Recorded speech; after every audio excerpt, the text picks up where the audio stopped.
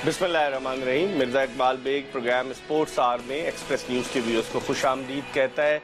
आपको तो पता है कि क्रिकेट में बड़ी डेवलपमेंट हुई है और गुज़िश्ता जुमरात को हमने क्रिकेट के हवाले से एक शो भी किया 4 से 5 तक, और उस लाइव शो में हमने बहुत सारी चीज़ों को डिस्कस किया था। कल पाकिस्तान क्रिकेट बोर्ड के गवर्निंग बोर्ड का इजलास गद्दाफी स्टेडियम लाहौर में मुनक्किद हुआ और उस इजलास के बाद कोई फैसले नहीं किए गए। ये कहा गया कि अभी ना तो टीम के कोच के तकर्रुर के हवाले से कोई हतमी फैसला किया गया है और ना ही किसी और हवाले से कि जिसमें पाकिस्तान की कौमी सिलेक्शन कमेटी के चेयरमैन का मामला भी शामिल है।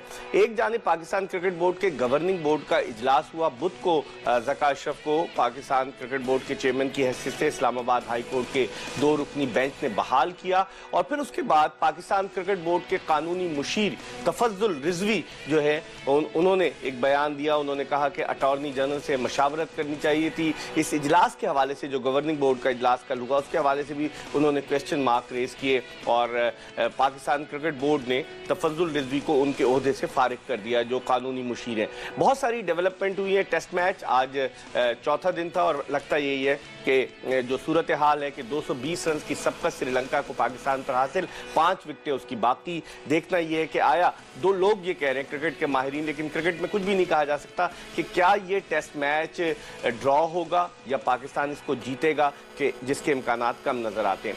आपको स्क्रीन पर हमारा फेसबुक का एड्रेस, उसके अलावा हमारा ट्विटर का एड्रेस, ईमेल एड्रेस, ये सब आपको नजर आ रहे होंगे। टेलीफोन नंबर मैं आपको एक मरतबा फिर टेलीफोन नंबर बताते चलूँ कि अगर आप पाकिस्तान से बाहर से कॉल करें 0092221 डायल करके 35803817 पर कॉल कीजिए। कराची से बाहर के व्यूअर्स 0213 डायल करें और फिर 5803 पर कॉल करें और कराची के व्यूअर्स 35803817 पर कॉल करें। आज हम क्रिकेट के हवाले से डिस्कशन करेंगे। हमारे साथ स्टूडियो में मौजूद हैं पाकिस्तान के साबिक test fast bowler, qualified cricket coach Jalaluddin. आज इनसे कोचिंग के हवाले से भी पूछेंगे कि पाकिस्तान टीम का कोच किसे होना चाहिए, क्योंकि शाहिद आफरीदी ने आज एक बयान दिया है गद्दाफी स्टेडियम में। उन्होंने कहा कोच ऐसा नहीं होना चाहिए कि जो आउट ऑफ फॉर्म खिलाड़ियों का सलाम जब वो करें तो उनका सलाम कबूल न करे, और उन्होंने कहा कोच ऐसा नहीं होना चाहिए जो खिलाड़ियों में सियासत फैलाए। इस पर बात करेंगे, लेकिन इससे पहले क्रिकेट के हवाले से एक पैकेज देखते हैं और पैकेज के बाद जब वापस आएंगे तो जलालुद्दीन से गुफ्तगू के सिलसिले का आगाज करेंगे।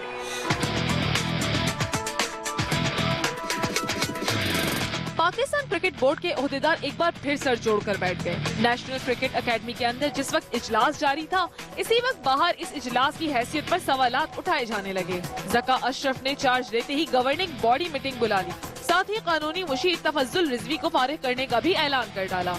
जराए बताते हैं कि तफज्जुल रिजवी ने अटॉर्नी जनरल से मशवरे के बगैर गवर्निंग बॉडी इजलास बुलाए जाने पर तहफ्फुज़ात का इजहार किया था। तफज्जुल रिजवी के बकौल इस्लामाबाद हाई कोर्ट के फैसले में पीसीबी की अबूरी कमेटी, गवर्निंग बॉडी और नजब सेठी के स्टेटस की वजाहत नहीं की गई। तफज्जुल रिजवी तो फारिग हो गए, मगर इजलास के कानूनी या गैर कानूनी होने की बहस पीछे छोड़ गए। उधर अरब इमारात में टेस्ट सीरीज बचाने की तगोदो में मसरूफ पाकिस्तानी टीम के लिए आखिरी टेस्ट जीतना मुश्किल से मुश्किल तर होता जा रहा है। कौमी टीम फॉलो इन से तो बच गई, मगर पिछली परफॉर्मेंस को देखते हुए मैच जीतना इतना आसान नजर नहीं आता। श्रीलंका के खिलाफ दूसरे टेस्ट की पहली इनिंग्स में बैटिंग का हथियार डालना और फिर बॉलर्स का मेहमान टीम पर प्रेशर न डाल पाना भी क्रिकेट हलकों में मौजूद बहस बना हुआ है। बासित अली बतौर बैटिंग कोच कितने मुफीद साबित होंगे ये तो वक्त ही बताएगा, मगर मौजूदा हालात में क्या उनकी तकर्रुरी दुरुस्त फैसला कही जा सकती है? क्या मुल्क में ऐसे मायानाज बल्लेबाज मौजूद नहीं जो बासित अली से बेहतर तौर पर टीम की रहनुमाई कर सकते थे? क्या क्रिकेट बोर्ड का मौजूदा बहरान कभी खत्म भी होगा या एक के बाद दूसरा मसला यूं ही सर उठाता रहेगा? जी, क्रिकेट बोर्ड का क्या ये मौजूदा बहरान खत्म होगा या फिर एक के बाद एक मसला सर उठाता रहेगा? जलालुद्दीन साहब, शुरू यहीं से करता हूँ। आप क्वालिफाइड क्रिकेट कोच हैं, आपने England and Wales cricket board से जो लेवल 3 का कोचिंग कोर्स किया है ना, लेवल 1 लेवल 3 का 1 2 3 का कोचिंग कोर्स किया, फिर उसके अलावा आपने ऑस्ट्रेलियन क्रिकेट बोर्ड से भी लेवल 3 का कोचिंग कोर्स किया। आपकी नज़र में पाकिस्तानी टीम का कोच कैसा होना चाहिए? आज शाहिद आफरीदी ने मीडिया से बात की, उन्होंने कहा ये ना हो कि लड़ाई करें। उन्होंने कहा अगर गैर मुल्की कोच भी होता है तो वो लैंग्वेज का कोई प्रॉब्लम नहीं होगा। ये शाहिद आफरीदी का कहना था। ये किस तरफ जाता है? इससे तो ये अंदाज़ा होता है कि बासित अली पे, चूँकि बासित अली क्रिटिसाइज करते रहे शाहिद आफरीदी को बहुत ज़्यादा, अब्दुल रज़ाक को, तो कहीं ये वजह तो नहीं कि जो आदमी क्रिटिसाइज करता रहो अगर वो कोच बन जाए तो फिर खिलाड़ियों को जेल कैसे कैसे करेगा? क्या अनाउंस हो गया बासित? अभी तक नहीं हुआ, लेकिन जो इत्तलात आ रही हैं, खबरें आ रही हैं कि उनको कोच बनाया जा रहा है। पीसीबी ने इस बात की वजाहत की कि अभी फैसला उन्होंने ऐलान नहीं किया। देखें, अभी इस लेवल पे जब इंटरनेशनल लेवल पे आप किसी कोच को अपॉइंट करते हैं तो बड़ी 3-4 मोटी चीज़ें उसमें मौजूद होना बहुत ज़रूरी है। सबसे पहले टेक्नोलॉजी को यूज़ करना आता हो, ठीक है ना, जो आजकल मॉडर्न टेक्नोलॉजी है, जिसमें मैच एनालिसिस है, वीडियो एनालिसिस है, उसके साथ साथ फिर आपने शॉट एनालिसिस करने आते हो, दूसरे की स्टैंड, अपनी वीकनेस, उनकी वीकनेस को जज करना आता है एक थ्रू सिस्टम, तो वो एक बहुत इंपॉर्टेंट चीज़ है। उसके साथ साथ फिर उसकी ट्रेनिंग इस हद तक, चाहे वो क्वालिफाइड ना भी हो, मगर ट्रेनिंग होना ज़रूरी है कि वो ट्रांसफॉर्म करना जानता हो, जो चीज़ उसके पास नॉलेज है, जो उसके पास है, उसको ट्रांसफॉर्म करना आता हो। ये एक बड़ी अहम चीज़ है जो कि बगैर ट्रेनिंग के हासिल नहीं होती, ठीक है ना। फिर उसके साथ साथ जो मॉडर्न डेज की क्रिकेट है उसकी अवेयरनेस उसको पूरी तरह होनी चाहिए, और उसके बगैर जिसमें रूल्स भी आते हैं, रेगुलेशन भी आ जाते हैं, और आईसीसी से रिलेटेड कोड ऑफ कंडक्ट, ये सारी चीज़ें उसमें शामिल होती हैं। फिर उसकी अपनी फिटनेस आ जाती है। फिटनेस होना भी बहुत ज़रूरी है कोच के लिए। और उसके साथ साथ फिर एक बहुत ही अहम चीज़ है जो हम यहाँ कंसिडर नहीं करते, पाकिस्तान में ख़ास तौर पे नहीं करते, कि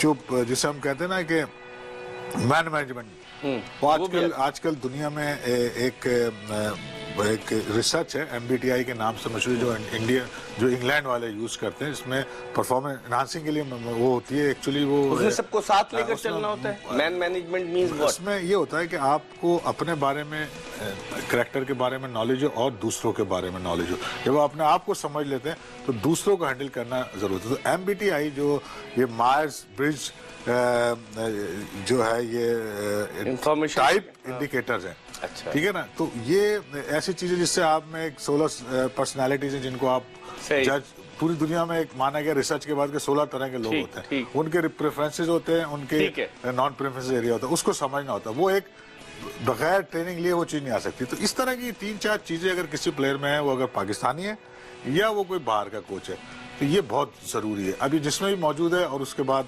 ज़ाहिर है जब आप सिलेक्शन करते हैं तो आप 2-3 ऑप्शन अपने सामने रखते हैं, उनमें से जो बेहतर होता है उसको आप सिलेक्ट करते हैं। आपने बासित अली को भी देखा है, वो अभी सुई नॉर्दर्न गैस पाइपलाइन के साथ कोच है। वो कहते हैं उनकी टीम अच्छा परफॉर्म कर रही थी पिछले सीजन में भी।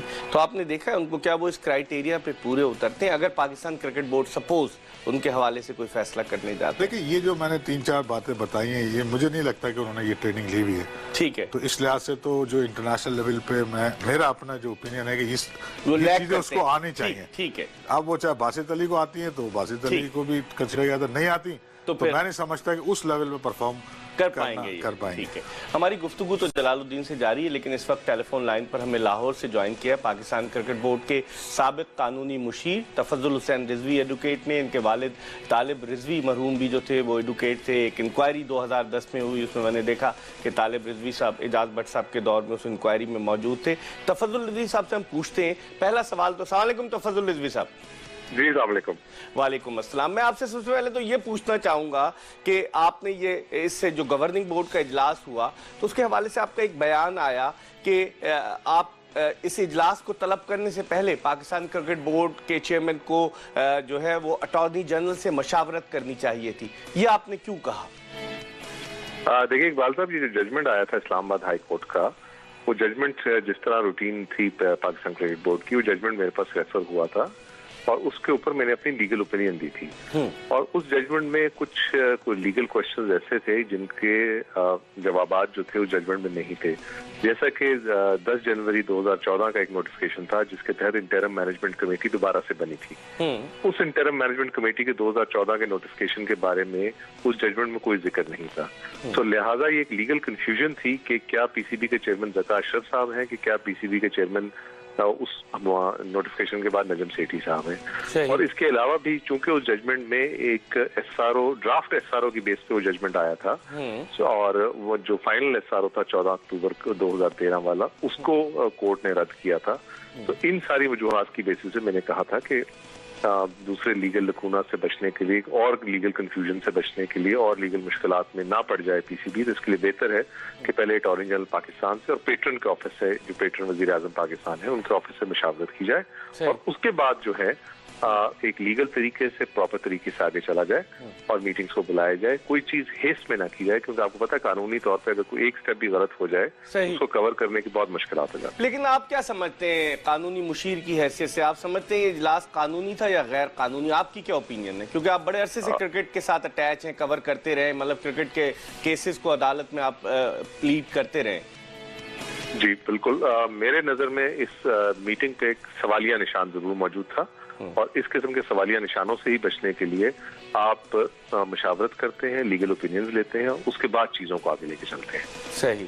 अच्छा तफज्जुल साहब, ये बताइए कि पाकिस्तान क्रिकेट बोर्ड ने क्यों फारिग किया? बोर्ड वाले ये कहते हैं कि 2 दफा आपको बुलाया गया और तफज्जुल साहब आए नहीं, और फिर उसके बाद बोर्ड को ये कड़वा घूंट पीना पड़ा। क्या इसमें सदाकत है?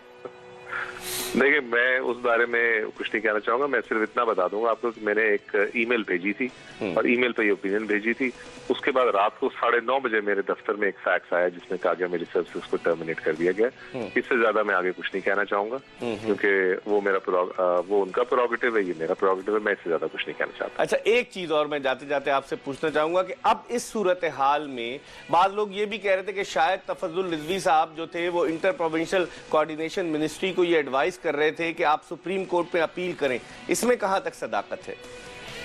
इंटर प्रोविंशियल कोऑर्डिनेशन जो है वो मेरी क्लाइंट नहीं थी। उनको ना मैं एडवाइस कर सकता था, ना मैं एडवाइस करता हूँ, ना मैं एडवाइस कर रहा हूँ। उनकी वकील जो है वो मैडम आसमा जहांगीर है, वो बीबी आसमा से वो एडवाइस लेते हैं, बीबी आसमा ही उनको एडवाइस करती हैं। हाँ, अब अगर चूंकि पीसीबी ने मेरा कॉन्ट्रैक्ट खत्म कर दिया तो अब मुझे कोई भी ऑर्गेनाइजेशन या कोई भी एंटिटी आके वकील कर सकती है, जो पीसीबी के हक में भी हो सकता है और पीसीबी के खिलाफ भी हो सकता है, बिकॉज अब मेरा कॉन्ट्रैक्ट उनसे खत्म हो गया। अच्छा, आप बताइए, आपकी नजर में क्या इस फैसले को जो आया है इंट्रा कोर्ट अपील पर जो फैसला आया, क्या इसको चैलेंज किया जा सकता है सुप्रीम कोर्ट में या नहीं? क्योंकि जो मेजर रिटायर्ड अहमद नदीम सडल जिन्होंने पिटीशन दायर की, उन्होंने जो है वो इस फैसले को चैलेंज नहीं किया है।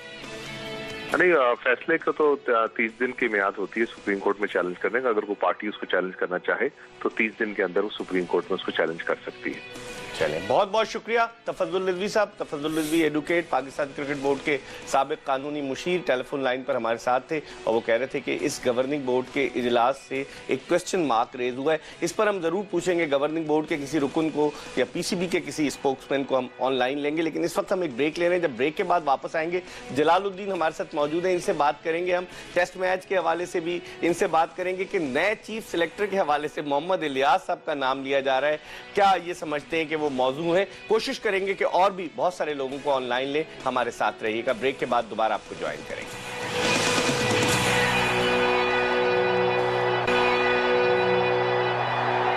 Welcome back after the break. आप देख रहे हैं स्पोर्ट्स आवर और मेरे साथ मौजूद है पाकिस्तान के former test fast bowler Jalaluddin. Break पर जाने से कबल हमने पाकिस्तान क्रिकेट बोर्ड के साबिक कानूनी मुशीर तफज्जुल हुसैन रिजवी से बात की और अब हम गुफ्तगू के सिलसिले को मजीद आगे की तरफ बढ़ाते हैं। कोच के हवाले से तो हमने बात कर ली जलालुद्दीन से। जलाल, अब चूंकि सिलेक्शन कमेटी के चेयरमैन का बहुत सारे चैलेंजेस हैं, ज़का अशरफ साहब के लिए सिलेक्शन कमेटी के चेयरमैन का ओहदा खाली है, मैनेजर के ओहदे की मियाद में आया तौसी की जाएगी या नहीं, बॉलिंग कोच का कॉन्ट्रैक्ट जो है वो 31 जनवरी को ख़त्म हो रहा है, मोहम्मद अकरम का, बहुत सारी चीज़ें। आपने पहले बासित अली के हवाले से मैंने पूछा कि बैट आया वो कोच बनने की अहलियत रखते हैं।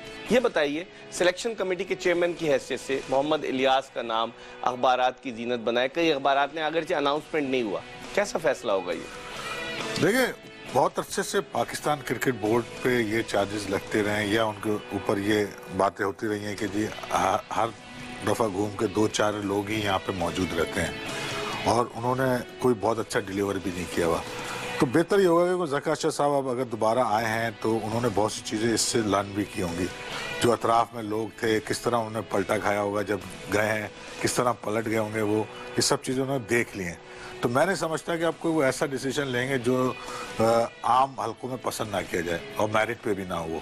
तो मेरे ख्याल से बेहतर ये होगा कि वही पुराने चेहरे बार बार लाए जाएं। अब टाइम आ गया है कि एटलीस्ट जो लोग और इस फील्ड में मौजूद हैं उनको भी ट्राई किया जाए, ताकि एक नए विजन के साथ लोग आएँ और अपने नए विजन दे के चीज़ों को बेहतर करने की कोशिश करें। ये पुराने लोग जो भी बोर्ड में 5-5, 10-10 साल से काम कर रहे हैं उनको अब चेंज होना चाहिए, क्योंकि वो डिलीवर नहीं कर सके। आप क्या समझते हैं, कहीं ये तो नहीं क्राइटेरिया होगा ज़का अशरफ साहब का कि जब 6-7 महीने वो ओहदे पर फाइज नहीं थे तो मोहम्मद इलियास ने उनके हक में बयानात दिए, बासित अली ने उन्हें सपोर्ट किया, तो ये लोग वो लोग थे कि जो उनके साथ रहे, तो कहीं उसका उनको रिवॉर्ड तो नहीं मिल सकता? देखिए, ये अगर मेरिट पे काम नहीं करेंगे आप तो फिर इनके लिए हालात वापस अच्छे नहीं होंगे। अच्छा, तो मैं तो यही कहूँगा अपने एज ए क्रिकेटर के बेहतर यही है कि ठीक है, उन्हें रिवॉर्ड आप उस शक्ल में दो जहाँ वो डिज़र्व करते हैं, कहीं और उनकी एडजस्टमेंट होती है। अगर उन्होंने उनको सपोर्ट किया, ज़ाहिर है हर वो आदमी जो इसकी एक टीम होती है उसको सपोर्ट कर रही होती है, तो उन्हें वो कहीं ना कहीं अब उनका पे बैक करना पड़ता है।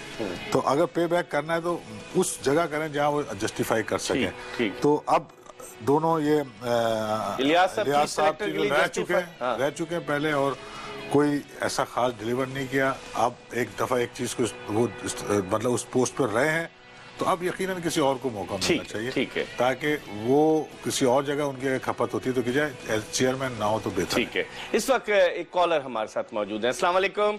वालेकुम सलाम जी, कौन साहब, कहाँ से? जी, रिजवानुल हक बात कर रहा हूँ, शेखुपुरा से। शेखुपुरा से रिजवानुल हक साहब, क्या कहना चाहेंगे? सर, कोच के बारे में कहना चाहूँगा कि अगर बासित अली साहब को कोच बना दिया जाए तो मेरा ख्याल शायद जो है ना, पाकिस्तान की क्रिकेट जो है कुछ बेहतर हो जाए।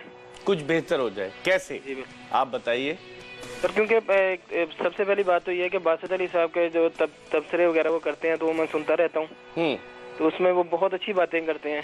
अच्छा, तबसरे करना और कोचिंग करना नहीं, दो मुख्तलिफ चीजें या एक ही चीज है रिजवान? नहीं, दो मुख्तलिफ चीजें हैं, लेकिन उनके क्लब के जो ज्यादातर लड़के हैं वो इस टाइम पाकिस्तान टीम में हैं। क्लब के नहीं, उनके इदारे के, सुई नॉर्दर्न गैस पाइपलाइंस के, उनके इदारे के जो ज्यादातर लड़के हैं वो इस टाइम पाकिस्तानी टीम में हैं। अच्छा, तो आपकी राय ये है कि जिस इदारे के ज्यादा लड़के पाकिस्तानी टीम में हो उस इदारे का कोच बना देना चाहिए। बहुत बहुत शुक्रिया रिजवान, आपने शेखुपुरा से कॉल किया। जलाल, आप इस थ्योरी से इत्तेफाक करेंगे? नहीं, मैंने तो आपको पहले ही बयान कर दिया कि 3-4 चीजें जो बेसिक्स हैं वो उसमें होना जरूरी है। अब वो चाहे बासित अली में वो कह रहे हैं उनके SNGPL के लड़के, वो कोई क्राइटेरिया वो तबसरे करते रहे, किसी कोच के सिलेक्शन के लिए वो क्राइटेरिया नहीं बन सकता, नहीं बन सकता। ये क्राइटेरिया अहलियत होना चाहिए। आप कर रहे हैं एक इंटरनेशनल लेवल पे कोचिंग असाइनमेंट की बात कर रहे हैं, वो भी हेड कोच की बात कर रहे हैं। सही, बैटिंग कोच चल जाएंगे? बैटिंग कोच में भी यही रिक्वायरमेंट है। रिक्वायरमेंट तो यही है ना सारी। ठीक है, इस पर हम बात करेंगे, लेकिन इस वक्त हमें बिग सैफ, पाकिस्तान के former test fast bowler Sarfaraz Nawaz, जो रिवर्स स्विंग के मुजिद समझे जाते हैं, उन्होंने टेलीफोन लाइन पर इस्लामाबाद से ज्वाइन किया। अस्सलाम वालेकुम सरफराज नवाज साहब। वालेकुम सलाम, और जलाल भाई को भी सलाम। वालेकुम सलाम। अच्छा सरफराज साहब, आपकी क्या ओपिनियन है? अभी आप शायद एक कॉलर की बात भी सुन रहे थे कि वो कह रहे थे कि बासित अली साहब चूंकि बड़े अच्छे तबसरे करते रहे हैं और मैं उनके तबसरे सुनता रहा हूं, और वो कह रहे थे कि SNGPL के बेशतर खिलाड़ी पाकिस्तानी टीम में, तो उनसे बेहतर चॉइस नहीं होगा कोच के लिए। आपकी क्या राय है? देखें, इस राय से तो वो कॉलर की तो अपनी बात है, उसके ऊपर तो उसके अपने व्यूज हैं, मैं अपने व्यूज देता हूँ। नंबर एक चीज तो मैं इससे पहले जो सुना था आपका तफज्जुल रिजवी का बयान, और मैं इसके ऊपर ये ज़का अशरफ साहब को मुबारकबाद देता हूँ कि सबसे अच्छा काम जो अभी तक उन्होंने किया है इसको फारिग कर दिया और सह कर दिया। अच्छा। क्योंकि ये कई सालों से चमड़ा हुआ था और हकीकत PCB के ऑफिसर को बताता नहीं था, और कभी इंग्लैंड में गया हुआ है, कभी कहीं गया हुआ है, और इसकी अगर कैलकुलेट करके तो ज़का अशरफ को मैं रिक्वेस्ट करता हूं कि अवाम के सामने ये लाया जाए कि बाप मरहूम की वजह से जो इसने लूटा है क्रिकेट बोर्ड को, उसकी आमदन सामने आनी चाहिए। किसकी वजह से लूटा है?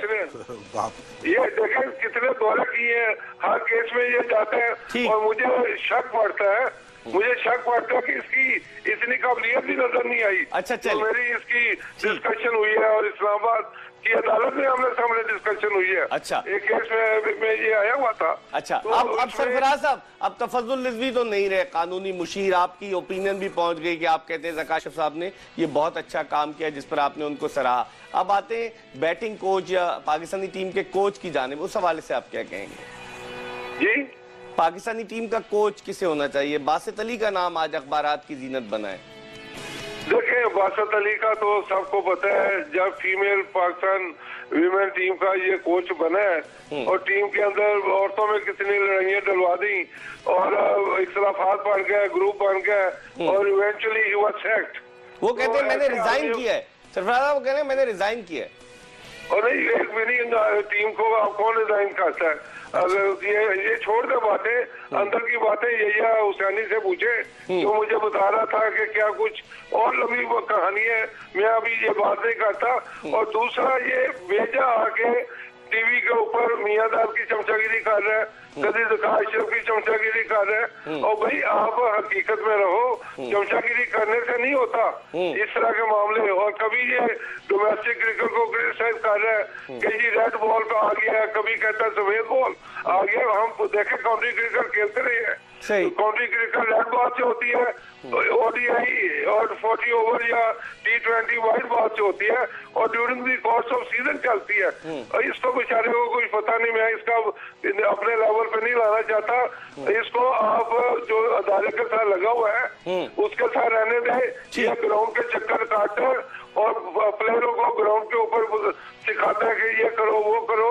और मैं हैरान हूँ कि किसी अंपायर ने या किसी रेफरी ने एक्शन लिया और ये खुद कहता है कि हमारी टीम के प्लेयर गेंद को गॉश करते हैं और टेम्पर करके हम बॉलिंग करते हैं, ये टीवी के ऊपर कहता है। तो ऐसे आदमी को आप पाकिस्तान टीम के साथ लेके जाते हैं और उसका कैलिबर देखें। जी ठीक है, लेकिन 93 से 96 तक 3 साल पाकिस्तान के लिए खेले हैं बासित अली सरफराज साहब। नहीं, बासित अली का मैं ये नहीं कहता कि वो नहीं खेला, गुड प्लेयर, जबरदस्त प्लेयर था। और उसके बाद जब इसने क्रिकेट छोड़ी है, वो अगर चीजें अवाम के सामने आ जाए तो सब हैरान होंगे कि ये कराची गया था, टीम में नाम था, वापस नहीं आए बाहर। मैं इससे ज्यादा बात नहीं करनी चाहता। अच्छा, अब आप ये बताइए कि आपकी राय में अब पाकिस्तान टीम के मैनेजर के भी तकर्रुर का मामला आ रहा है कि मोइन खान अभी मैनेजर हैं, बाज़ हल्के कह रहे हैं कि चूंकि मोइन खान को नजम सेठी ने लगाया था तो अब मोइन खान के रहने के चांसेस बहुत कम है, मैनेजर किसे होना चाहिए। चीफ जलाल कहते हैं कि जिनको 4-5 साल से आजमा लिया गया, अब बजाय उनको चीफ सेलेक्टर बनाने के नए चेहरे लाने चाहिए। आप इससे कितना इत्तेफाक करेंगे सरफराज साहब? देखिए, नए चेहरे तो आपके सामने की बात है। अगर आप ईमानदार ऑनेस्ट आदमी लेके हैं तो जब बात है। इसमें मैं इलियास का भी कहूंगा कि इसके होते हुए टीम ने बड़ी अच्छी परफॉर्मेंस की है। परफॉर्मेंस की मैं तो बात करूंगा। उससे पहले अब्दुल कादर ने भी जो चीफ सिलेक्टर था उसके होते हुए भी पाकिस्तान टीम ने बड़ी उम्दा परफॉर्मेंस की। Even they have one the T20 world cup जो इंग्लैंड में हुआ था, वो अब्दुल कादर उस वक्त सिलेक्टर था। तो परफॉर्मेंसेस अगर ले तो दोनों की परफॉर्मेंस अच्छी है। बाकी मैं यह कहूंगा कि पाकिस्तान क्रिकेट बोर्ड को और चौधरी ज़फ़र अशरफ साहब को अब मियाँदार के हाथ में सारी चीजें नहीं देनी चाहिए। मियाँदार एडमिनिस्ट्रेटर ना पढ़ा लिखा इस तरह लेवल का है कि इंटरनेशनल मीटिंग, इंटरनेशनल कन्वेंशनों में जा सके। उसको आप एकेडमी के अंदर बैटिंग कोच की जॉब दें और बैटिंग कोच करें। तो जो एकेडमी में लोग हैं वो कहाँ जाएंगे सरफराज साहब? वहाँ पर भी जलालुद्दीन साहब फरमा रहे हैं ना कि जो इस तरह किसे पीछे चेहरे हैं इन चेहरों को दूर करें और ये जो मियाँदार के कैलिबर के हैं इनको लेके हैं जिसकी कोई रिस्पेक्ट जूनियर प्लेयर करें और दूसरे प्लेयर भी इनको इज्जत की निगाह से देखें। ठीक है, बहुत बहुत शुक्रिया। सरफराज नवाज पाकिस्तान के साबिक टेस्ट फास्ट बॉलर हमारे साथ थे। जलालुद्दीन, उन्होंने रिवर्स स्विंग भी की, यॉर्कर भी की, शॉर्ट पिच गेंदें भी की। आगाज उन्होंने पहली शॉर्ट पिच गेंद तफज्जुल रिजवी को करके किया, फिर वो बासित अली पर आ गए, उनको दोनों तरफ उन्होंने गेंद को स्विंग किया, फिर वो आ गए कि अब्दुल कादिर भी होने चाहिए। क्या कहेंगे आप? देखें, सरफराज नवाज की ये तो महारत है, समझे ना, हर तरह की चीज वो करते रहे अपने दौर में भी, जो आपने भी बातें की हैं तो वो बहुत बेहतर तरीके से चीजों को समझते भी हैं। जाहिर है ये उनकी अपनी राय है और उसमें कुछ ना कुछ उसके पीछे उनके यकीनन उसकी लॉजिक भी होगी, उसके बेसिस भी हैं, कुछ चीजें उन्होंने बताई भी हैं। ठीक, तो वो अपनी राय दे सकते हैं और उसको किस हद तक कौन एक्सेप्ट करता है नहीं करता वो एक अलग बात है, मगर उनका एक्सपीरियंस है और वो इन चीजों को बेहतर समझते हैं। ठीक है, इसी पर हम बात करेंगे। एक ब्रेक ले रहे हैं और ब्रेक के बाद जलालुद्दीन से यही गुफ्तगू के सिलसिले का आगाज करेंगे। एक मरतबा फिर स्पोर्ट्स आवर में मिर्जा इकबाल बेग पाकिस्तान के साबिक टेस्ट फास्ट बॉलर जलालुद्दीन के साथ आपको खुश आमदीद कहता है। जलालुद्दीन से हम गुफ्तगू कर रहे हैं क्रिकेट के हवाले से, और ब्रेक पर जाने से कब सरफराज नवाज और उनसे पहले तफज्जुल रिजवी हमारे साथ ऑनलाइन थे। अब गुफ्तगू के सिलसिले को मजीद आगे की तरफ बढ़ाते हैं। जलाल, पाकिस्तान टीम को फास्ट बॉलिंग कोच की भी ज़रूरत है। मोहम्मद अकरम का कॉन्ट्रैक्ट जो है वो 31 जनवरी को ख़त्म हो रहा है, और जो सिलेक्टर्स हैं उनका भी महीने महीने का कॉन्ट्रैक्ट रिन्यू किया जा रहा था, अजहर खान और फर्रुख जमान का। तो आप अपने तजुर्बे की रोशनी में क्या देखते हैं? कुछ नए चेहरे आपको नजर आएंगे या उन्हीं पुराने चेहरों से काम लिया जाएगा? मैं समझता हूँ इस दफा नए चेहरे आएंगे। अच्छा, इसलिए कि जो ये एक्सपीरियंस जकारिया साहब का हुआ जिसमें वो इतने दिन बाहर रहे, तो बहुत उनको इससे लर्निंग हुई होगी उनकी, मैं ज़ाती तौर पे समझता हूँ, और उन्हें अंदाज़ा भी हो गया कौन लोग किस वजह से उनके करीब थे और अब दूर क्यों हुए। सही। तो ये एक बड़ी अच्छा उनके लिए मैं समझता हूँ कि जैसे कहते हैं ब्लेसिंग इन डिसगाइज। दूर तो रहे इतने दिन वो इस 7 महीने चेयरमैनशिप से, मगर उसमें उन्होंने इस क्रिकेट बोर्ड के हवाले से बहुत कुछ सीखा होगा। ठीक है। तो मैं समझता हूँ नहीं, इस दफा तब्दीली आएगी और बेहतर तब्दीली आएगी, और आनी भी चाहिए, क्योंकि अगर इस एक्सपीरियंस से भी नहीं अगर वो सीखे तो फिर बड़ा मुश्किल काम है फिर आगे सही होना। ठीक। एक कॉलर है हमारे साथ टेलीफोन लाइन पर। अस्सलाम वालेकुम। वालेकुम सलाम जी, कौन साहब कहाँ से? वालेकुम अस्सलाम। कौन साहब कहाँ से बात कर रहे हैं? सर आसिफ जड़ावाला से बोल रहा हूँ। जड़ावाला से आसिफ, ये फैसलाबाद के नजदीक है जड़ावाला? जी जी जी सर जी। जी, क्या कहना चाहेंगे आसिफ साहब? सर मैं ये कहना चाहता हूँ कि बातों से बेहतर कोई और नहीं है। कोई इंजी है, मियां दादू है पाकिस्तान में, वकाई है जो पहले बहुत अच्छी कोचिंग कर रहे हैं, मोहम्मद खान थे जिन्होंने इंग्लैंड की नंबर 1 टीम को उन्होंने वाइट वॉश किया हुआ था। अच्छा, कोई बातों से बेहतर नहीं है। सलीम मलिक है जो कि बैटिंग कोच है, बहुत अच्छे हैं। अच्छा, ठीक है। दूसरा सवाल मेरा ये है कि जकारिया साहब दोबारा आ गए तो अफरीदी साहब इतने अच्छे प्लेयर हैं पाकिस्तान के, अब उनका क्या बनेगा? ये उनको फिर निकाल देंगे? अच्छा, ठीक है। बहुत बहुत शुक्रिया आसिफ साहब, आपने जड़ावाला से हमें कॉल किया। वो ये कहते हैं कि शायद आफरीदी को कब निकाला था? निकाला तो नहीं था टीम से, एक दफा ड्रॉप हुए थे अलबत्ता वो, लेकिन फिर उसके बाद टीम में वापस आ गए। ड्रॉप तो प्लेयर होता रहता है, कभी परफॉर्मेंस नहीं होती। एक दफा जो निकाला था मैं ख्याल है कुछ जब एजाज भट्ट साहब से तनाजा हुआ था अफरीदी का, जब कैप्टन थे 2011 में वेस्ट इंडीज के टूर पे, उसके बाद वो ज्यादा हुई थी उस वक्त उनके साथ। और ड्रॉप होना कोई ऐसी बात नहीं है किसी प्लेयर के लिए। ड्रॉप प्लेयर होते रहे, बहुत बड़े बड़े टॉप क्लास प्लेयर ड्रॉप को हमने देखा है, और इवन रिचर्ड तक को हमने ड्रॉप होते देखा है, और गवास्कर को, कपिल देव को, और हमारे कोई फर्क नहीं पड़ा। जहीर अब्बास, बहुत से ऐसे प्लेयर हुए जो वक्त टाइम टू टाइम ड्रॉप होते हैं। ये तो पार्ट ऑफ द गेम है। जब आपकी फॉर्म खराब होती है तो आप ड्रॉप भी होते हैं, मगर जो अच्छा प्लेयर होता है वो कम बैक करके अपने आप को दोबारा एस्टैब्लिश कर लेता है। वनडे का कप्तान आप किसे देखते हैं पाकिस्तान का? जिस तरह जकारिया साहब ने बयान दिया कि उन्होंने कहा कि फिटनेस का जायजा लेने के बाद, नजम सेठी साहब ने तो 2015 के वर्ल्ड कप तक मिसबा को कप्तान अनाउंस किया, जकारिया साहब कहते हैं फिटनेस का जायजा लेने के बाद, हर खिलाड़ी की फिटनेस का जायजा होगा और उसके बाद अनाउंसमेंट होगा। देखिए, अंडर दिस सर्कमस्टांसेस तो बहुत ज़्यादा ऑप्शन मौजूद नहीं है, क्योंकि जो लोग हो सकते हैं वो पहले बने हुए, जैसे में शाहिद आफरीदी है, यूनुस खान है, अगर वो 1-2 प्लेयर ऐसे हैं जो अगर उनको दोबारा ट्रस्ट किया जाए, उनको बनाया जाए तो उनमें से बन सकता है। कैपेबिलिटी है। जहाँ तक अबरा मिसबाउल हक का, अंडर इस सर्कमस्टांसेस क्योंकि टाइम इतना कम है, बहुत ज़्यादा टाइम नहीं है, तो 1 साल रह गया। यूनुस खान अगर जिस तरह परफॉर्म भी कर रहे हैं, गो के वनडे के पॉइंट ऑफ व्यू से तो मैं नहीं समझता कि वो क्रिकेट उस तरह खेलते हैं जिस तरह खेलनी चाहिए, ख़ासतौर से स्ट्राइक रेट के हवाले से। मगर बीइंग इस वक्त टीम के साथ अटैच होना और बहुत अरसे से अटैच हैं, तो बेस्ट ऑप्शन यही बनता है। मगर उसके बाद अगर यूनुस खान नहीं, ये मिसबाउल हक। अच्छा, ठीक। और उसके बाद अगर 2 कैप्टन ऐसे हैं जो बन सकते हैं, जिसमें शाहिद आफरीदी है और यूनुस खान को वो खिला नहीं रहा, मगर मैं ये कहूंगा कि Younis Khan as good as जैसे टेस्ट मैच में जो परफॉर्म कर रहा है वो वनडे में आ सकता है। ठीक है ना, वो वनडे में खेल सकता है, उसके लिए ज्यादा चांसेस है, ना कि जो वनडे वाला टेस्ट में खेले। ठीक है। इस वक्त एक कॉलर है हमारे साथ। अस्सलाम वालेकुम। वालेकुम सलाम। जी, कौन साहब कहाँ से? हेलो जी, जोर से बात कीजिए। कौन साहब कहाँ से बोल रहे हैं? जी सर, इलियास बात कर रहा हूँ कराची से। कराची से इलियास, क्या पूछना चाहेंगे? सर मैं ये कहना चाह रहा हूँ कि जावेद मियादाद साहब हैं या बासित अली साहब हैं, उनको पाकिस्तानी टीम का कोच नहीं बनाया जा सकता? अच्छा, बासित अली और जावेद मियांदाद को आप कह रहे हैं कोच बनाना चाहिए? जी जी बिल्कुल, क्योंकि हमारी जो बैटिंग लाइन है इस वक्त वो तो समझ लें कि बिल्कुल ही नाकिस हो चुकी है। तो बासित और मियांदाद में अगर चॉइस दिया जाए तो कौन होगा फिर? जावेद मियांदाद साहब। चलें, बहुत बहुत शुक्रिया इलियास, आपने हमें कराची से कॉल किया। जावेद मियांदाद तो डायरेक्टर जनरल हैं अभी पाकिस्तान क्रिकेट बोर्ड में। मियांदाद में ख्याल खुद भी कोच बनना नहीं चाहते और वो रहे हैं टीम के साथ 2 या 3 दफा शायद एज ए कोच रहे। अब 2001 में जब गए थे वो न्यूजीलैंड के दौरे पर, तो उसके बाद कुछ खिलाड़ियों से उनकी खटपट हुई और फिर उन्होंने कोच की ऐसे से छोड़ दिया था।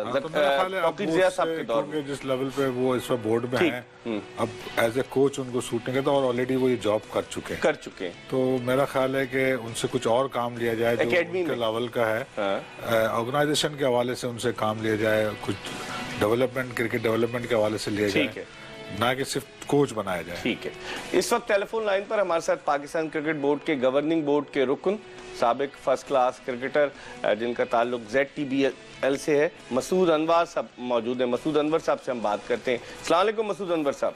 जी वालेकुम सलाम मिर्जा साहब, क्या हाल है? अल्लाह का करम। मसूद साहब, आप उस मीटिंग में शरीक थे जो कल हुई गद्दाफी स्टेडियम लाहौर में, और मैं कल एक चैनल पे प्रोग्राम देख रहा था, उसमें ये कहा जा रहा था कि 10 में से सिर्फ 3 अरकान शरीक थे जो गवर्निंग बोर्ड के। आप उनमें शामिल थे, हारून रशीद साहब शामिल थे, जो टेस्ट क्रिकेटर हारून रशीद नहीं बल्कि दूसरे हारून रशीद साहब, और उसके अलावा रफीक बुगियो साहब शामिल थे। क्या आप देखते हैं कोई डिसीजन तो अभी नहीं हुए ना, जिस तरह खबरें आ रही हैं कि जी मोहम्मद इलियास को चीफ सेलेक्टर बनाया जा रहा है या बासित अली को, कोई फैसले हुए इस गवर्निंग बोर्ड के इजलास में मसूद अनवर साहब? नहीं, एज सच तो ये कोई डिस्कशन नहीं हुई, क्योंकि एक तो ये तो फॉर्मल मीटिंग थी, तो इसमें ऐसा डिसीजन कोई नहीं लिए गए, ना कोई डिस्कशन हुई है ना नेम्स के ऊपर कि कौन चीफ सेलेक्टर या बैटिंग कोच वगैरह होंगे। लेकिन ये जरूर था कि क्योंकि ये गेट टुगेदर मीटिंग थी और उसमें 9-10 अरकान हमारे गवर्निंग बोर्ड में मौजूद थे, तो उसमें ये जरूर हमने अथराइज किया चेयरमैन PCB को कि he can take certain decision, जिस तरह नॉर्मली गवर्निंग बोर्ड जो है अपनी चेयरमैन PCB को कह देता है कि on behalf of board he can take administrative decision, इसमें सिलेक्शन भी आ सकती है, कोचिंग भी है, तो इस तरह के मामला जरूर है। हमने उन्हें ऑथराइज जरूर किया PCB को और चेयरमैन ज़का अशरफ साहब को कि वो डिसीजन ले सकते हैं, मगर as such nothing has been done, ना कोई डिस्कशन हुई नेम्स के ऊपर। अच्छा, ये बताइए, कुछ गवर्निंग बोर्ड के अरकान की मुद्दत मयाद भी पूरी हो चुकी है, मुद्दत खत्म हो चुकी है, जिनमें विशाल दुरानी साहब, शकील शेख साहब, ऐसी कोई बात है मसूद अनवर साहब?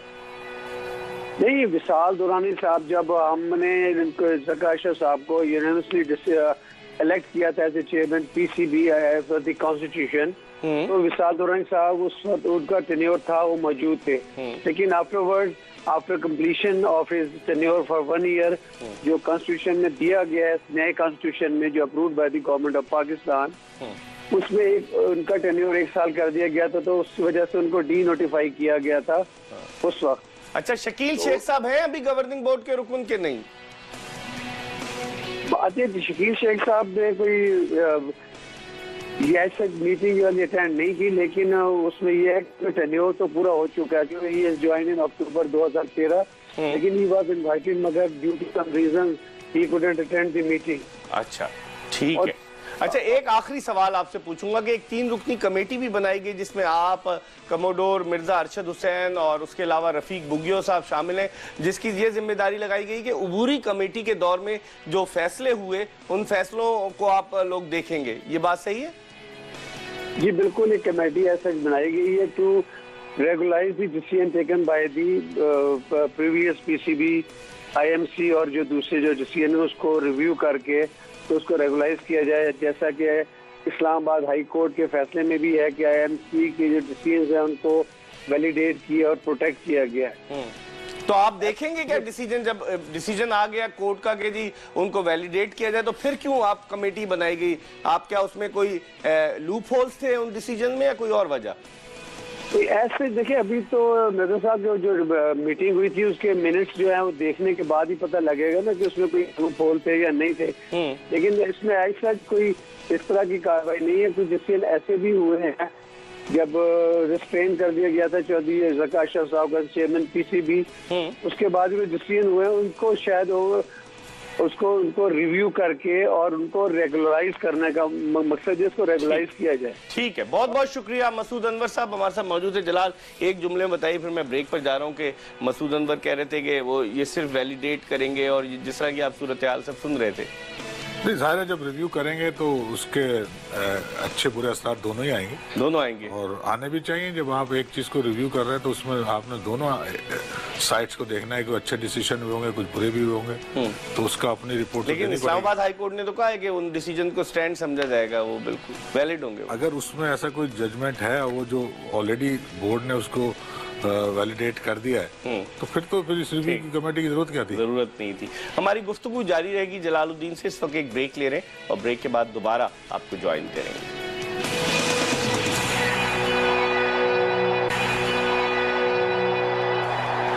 ब्रेक के बाद एक मरतबा फिर खुश आमदीद। स्पोर्ट्स आवर में हम क्रिकेट के हवाले से बात कर रहे हैं, और ब्रेक पर जाने से कबल हमारे साथ मसूद अनवर मौजूद थे। मसूद अनवर जो पाकिस्तान क्रिकेट बोर्ड के गवर्निंग बोर्ड के रुकन, उन्होंने बताया कि अभी तक कोई न चीफ सेलेक्टर के हवाले से फैसला हुआ है, ना ही कोई ऐसा फैसला हुआ है कि किसी को बैटिंग कोच बनाया जाए। उन्होंने कहा लेकिन गवर्निंग बोर्ड ने इख्तियारात दे दिए चेयरमैन को। जलाल, थोड़ी सी हम इसकी बात करते हैं फास्ट बॉलर्स के हवाले से। मोहम्मद तलहा को 3 मार्च 2009 को जब अटैक हुआ था श्रीलंकन क्रिकेट टीम पर गद्दाफी स्टेडियम लाहौर के बाहर, तो तलहा वो टेस्ट मैच खेले थे और तकरीबन 5 साल के बाद उन्हें टेस्ट मैच में मौका फराम किया गया। उनकी बॉलिंग को कैसे देखते हैं? लोग कहते हैं कि बिलावल भट्टी को उन पर जो तरजीह दी गई वो गलत थी, जिस तरह के पेस के साथ उन्होंने शारजा टेस्ट की बेजान विकेट में बॉलिंग की है।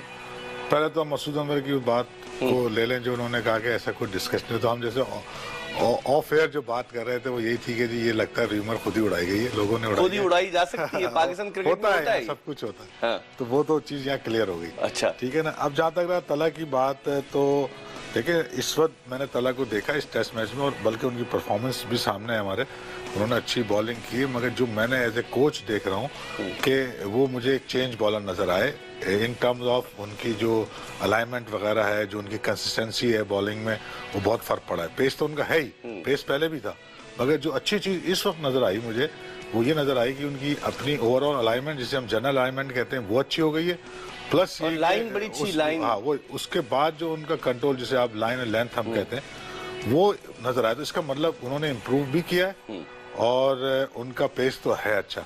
तो अब थोड़ा सा जब इम्प्रूव करके आए तो देखें परफॉर्मेंस भी अच्छी है। हालांकि वो आइडियल कंडीशन में बॉल नहीं कर रहे थे, ये पिच सीम बॉलर के लिए नहीं थी। हाँ, सही। और इससे अच्छी अगर मिले जहाँ कंडीशन थोड़ा सूट कर रही हो तो और भी अच्छा। तो मेरा ख्याल है अब इनको, और जहाँ तक आपने बिलावल भट्टी की, तो मैं बिलावल भट्टी को ये मैं नहीं कहूँगा कि पहले इन्हें खेलना चाहिए था उन्हें, मगर बिलावल भट्टी ने भी आके अपने आप को मनवाया था। ठीक है ना। तो अब आपके पास फिटनेस तो एक अलग पार्ट है, उसको तो हमारे यहाँ मेजोरिटी फिटनेस का जो है मसला रहता है। मगर ये है कि आप पूल इतना बड़ा कर लिया है जो हमारे सिलेक्टर की नाइले की वजह से बॉलर्स का, अब इन्हें डिसाइड करना है किसको खिलाएंगे, कौन से हमारे बॉलर टॉप के हैं इन्हीं ग्रुप में से जो 8-9 बॉलर हैं, और कौन से फिर उसकी कैटेगराइज करके उसको अब फैसला करना। अभी तक वो बॉलरों पे फैसला ही नहीं कर पाते। अब इतना बड़ा पूल करिए, 15 लड़के प्लेयर फास्ट बॉलर जो है वो पाकिस्तान खेलना है, तो 15 तो नहीं खेल सकते। इस पर हम बात करेंगे। जलालुद्दीन ने अपना एक पाकिस्तान कस्टम्स क्रिकेट एकेडमी का फास्ट बॉलिंग का कैंप भी लगाया, वसीम अकरम भी जा रहे हैं उस कैंप में, उस पर भी बात करेंगे। एक कॉलर से पहले बात कर लेते हैं। अस्सलाम वालेकुम। मिर्जा साहब। वालेकुम अस्सलाम। कौन सब कहाँ से? मिर्जा साहब, मोहम्मद नदीम बात कर रहा हूँ दादूसन से। बेसिकली मैं रहने वाला मुल्तान का जी। अच्छा, दादू से आप बात कर रहे हैं। नदीम साहब क्या कहना चाहेंगे? इकबाल साहब, सबसे पहले तो मैं आपका बहुत बड़ा फैन हूँ आपके स्पोर्ट्स नॉलेज के बारे में। आपके पास मैं मुख्तलिफ चैनल्स पे जब आप रहे हैं, मैं हमेशा आपका प्रोग्राम बहुत शौक से देखता रहता हूं। बहुत शुक्रिया नदीम साहब। क्या पूछना चाहिए? मेरे छोटे से 2 क्वेश्चन हैं। एक तो छोटा क्वेश्चन ये है कि कल जो गवर्निंग बोर्ड का इजलास हुआ है उसमें मुझे पता चला है कि टोटल 10 मेंबरान में से 3 मेंबरान ने शिरकत की है, बाकी 7 मेंबरान ने शिरकत नहीं की। क्या ये प्रोग्राम, क्या ये सच है? और अगर 3 मेंबरान ने शिरकत की है और बाकी 7 ने नहीं की, तो क्या ये इसकी कोई कानूनी हैसियत या कोई होगा? दूसरा क्वेश्चन जलालुद्दीन साहब से था कि प्रोग्राम के शुरू में कहा था कि जी जो कोचेज होते हैं, इंटरनेशनल कोच या पाकिस्तान में कोच होना चाहिए। इन्होंने 3-4 प्रोग्रामों का जिक्र किया था कि ट्रेनिंग प्रोग्राम चाहिए। मेरा क्वेश्चन ये है कि आकिब जवेद जो कि बड़े कामयाब कोच रहे हैं यूएई के, और राशिद लतीफ ने भी एक किसी कंट्री के इन्होंने किया, और जो अफगानिस्तान के भी कोच हैं वो पाकिस्तानी एक सबका प्लेयर है। क्या इन लोगों ने ये ट्रेनिंग प्रोग्राम या कोचेज ट्रेनिंग जलालुद्दीन साहब ने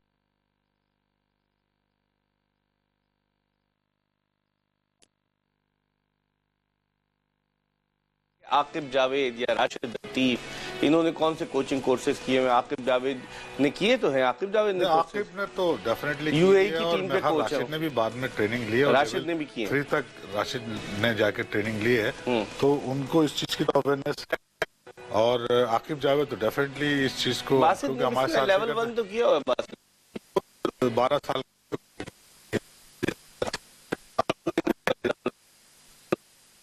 कोटा पाकिस्तान